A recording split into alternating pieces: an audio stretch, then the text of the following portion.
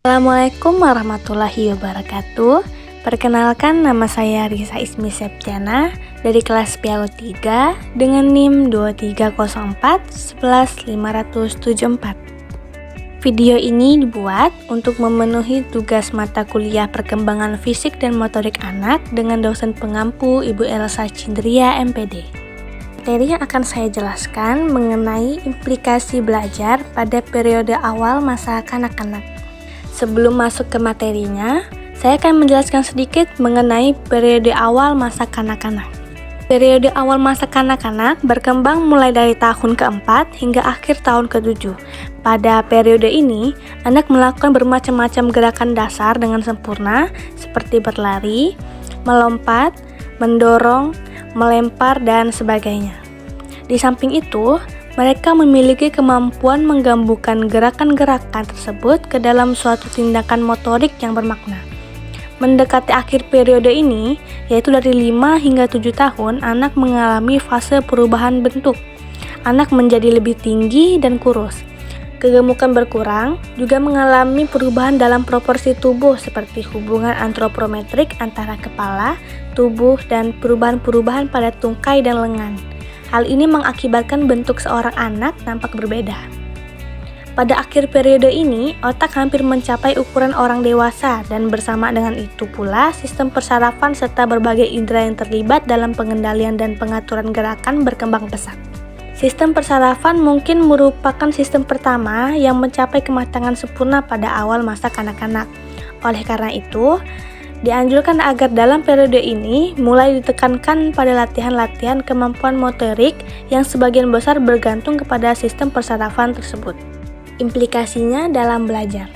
Yang pertama, pada akhir periode usia ini, anak-anak dapat mulai diberikan latihan-latihan yang sistematis untuk cabang-cabang olahraga seperti renang, menyelam, dan senam. 2.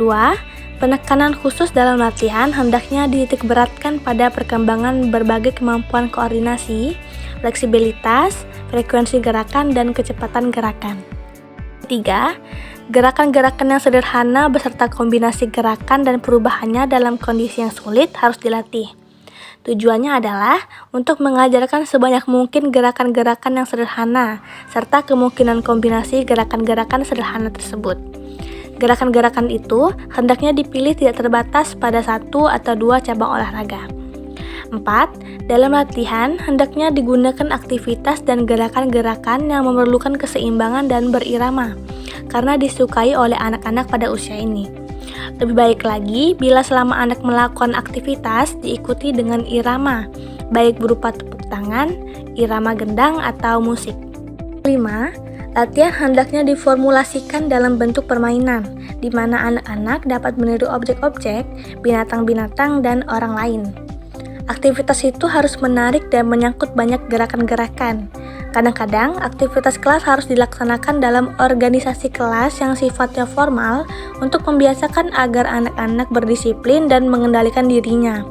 Juga aktivitas-aktivitas harus mendukung unsur-unsur kompetitif.